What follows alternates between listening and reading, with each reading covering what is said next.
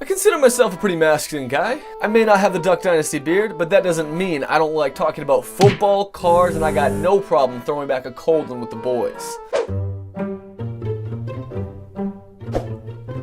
Woo! The point being, I'm not afraid to try things that some people might see as unmasculine, like yoga. All the yoga websites basically advertise yoga as the cure to all your problems. Broke your leg? Yoga. Got dumped? Yoga. In debt? Yoga. I think you get the picture. I was curious to find out what all the hype was about, so this was my week doing yoga. This is me. Hi, my name is Luke Leisner. I'm 20 years old and I live in Brooklyn Park, Minnesota. Right now I'm staying in my friend's basement. It's not exactly what I had in mind when I pictured myself at 20, but hey, it's home. Each week I do something that turns my life upside down. Sometimes the changes are big and sometimes the changes are small, but either way, I hope we can learn something along the way. This is for a week. Hey everybody, missed you guys. I hope the family is doing well. Big shout out to the 62 subscribers. So let's talk about yoga this week.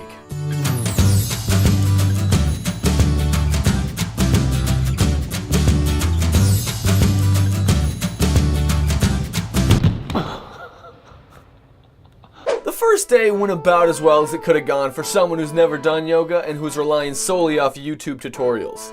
My form wasn't great, my balance was kind of a joke, my breathing was very unsteady, and I felt about as flexible as that plank from Ed, Edd and Eddy. On a brighter note, there were some positions I was able to manage quite nicely in. This one is called Child's Pose, this one is Up Dog, this one's called Cat Pose, and this one I'm not sure the name of, but I was really a big fan of it. This 30-minute beginner yoga workout really kicked my butt. That was far more exhausting than I thought it was gonna be. I was planning on lifting after my yoga workout. I thought I was just gonna come in here, do a quick 30-minute yoga session, and get out of here. No, I'm going home, and I feel like sleeping. Originally, I thought yoga was just stretching in crazy and unusual positions, but that's not what yoga is at all. You don't realize that breathing, keeping your body parts properly aligned, and the pace at which you do the movements are all critical points of yoga, which all stack to make the workout exponentially harder. Hey Scott? Yeah, I think Luke's taking this yoga thing a little too far. Maybe. I can feel my chi building up so fast. So I continue on this yoga grind. I had a couple different workouts I would cycle through. And in full transparency, I didn't feel an actual difference in my body at all until around day 3. All right, we're back in the yoga studio today. I got the lights dimmed because things are about to go down. My neck is often very stiff and I don't have a lot of mobility in it. It'll be painful to look a certain direction.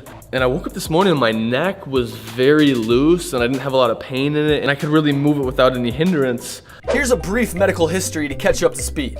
I broke my arm doing a cartwheel off a mattress when I was 3, and for about 15 years, nothing significant except slitting my eyelid open playing basketball at your local YMCA. When I was 18, I got a summer job in a factory, and I was hunched over conveyor belts all day, and I really messed up my back in the process. So every day I have lower back pain. I often have a lot of neck pain. Also, my upper back is very stiff, and I will pay anyone $20 an hour to get the knots out. You don't get a 401k, and you can't unionize, but it's a great job, I promise. Anyways, getting back on track, my neck felt incredible. I had no pain whatsoever. I could look in either direction without straining. It was like I had a perfectly normal functioning neck. Moving on, I got into a bit of a conundrum on day 4. The yoga studios I normally go into were packed full of old women.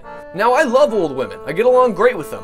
I just don't think they like me. It's like water and oil, we just don't mix that well. So I had to adapt. I decided to go to a local park and test my luck outside. There's nothing that says you're serious about your yoga than doing it outside in the middle of the day by yourself in 50-degree weather. Great. 5 minutes in, after a brief warm-up, I go to do my first downward dog.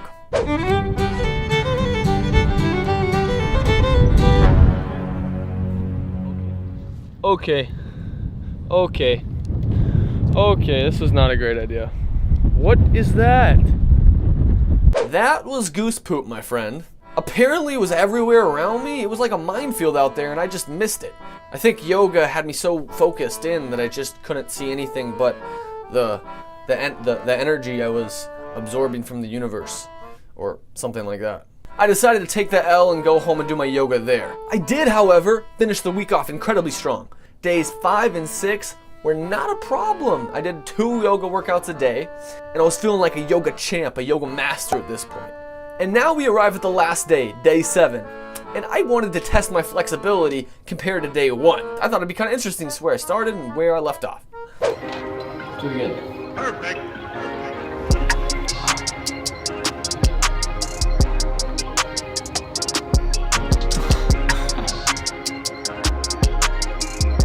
So very clearly, my flexibility has gone up in my hamstrings. I don't know how to test anything other than that, really. So I think we're gonna leave it be, and I'm gonna go through my last yoga workout and try to get a good stretch. So if I'm being honest, I expected more from this week of yoga. Please hear me out, because this is not an insult to yoga. I came in with the expectation that yoga was instantly gonna relieve all my back pain. I was gonna go in there and bada boom, bada bang, and everything was gonna be fine. I was gonna turn into some Jaden Smith karate type kid, you know? It didn't happen. As the week slowly went on, I knew it wasn't gonna happen. And then I realized my expectation for what I wanted to happen soured all the good things that came out of this week. I wasn't focused on the positive things. I wasn't focused on the fact that my body felt completely reinvigorated. I didn't focus on the fact that I hadn't had any muscle cramps since day 4. I wasn't focused on the fact that I had increased coordination, better posture, better muscle control. My body felt genuinely refreshed. I focused on what I wanted to happen, not what actually happened. And because I was focused on that other thing, I wasn't grateful for all the changes that had occurred. At the end of the week, I was thinking, wow, this is kind of a waste of time. And it wasn't. It was amazing. Yoga is something I'm gonna take with me. It's not like being a vegan where I went vegan for a week and then I completely dropped it. I'm gonna be doing yoga periodically every week. There's a lot of things about yoga I don't think people realize. People don't give it enough credit for being an actual workout. And I was doing beginner workouts. I don't even know what advanced yoga workouts look like, and I'm almost afraid to watch them because my mind would explode. With all these thoughts about expectations, it made me think about the expectations I have that I carry with me every day.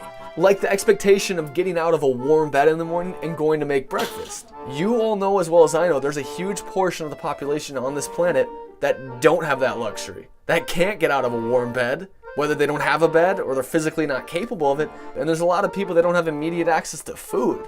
It's a great reminder to me to be thankful for all the things in my life, regardless of how significant I view them. It really makes me feel lucky and blessed to be in the position I am in. All right, we got kind of deep there for a second. If you like this video, please subscribe and let me know what you would like me to do next for a week. That would be great. If you didn't like the video, tell me what I can be doing better.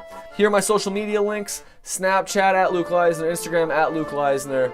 Have a safe rest of your week, rest of your day, rest of your evening, whatever you're doing. Stay safe, make good decisions, all right? Bye.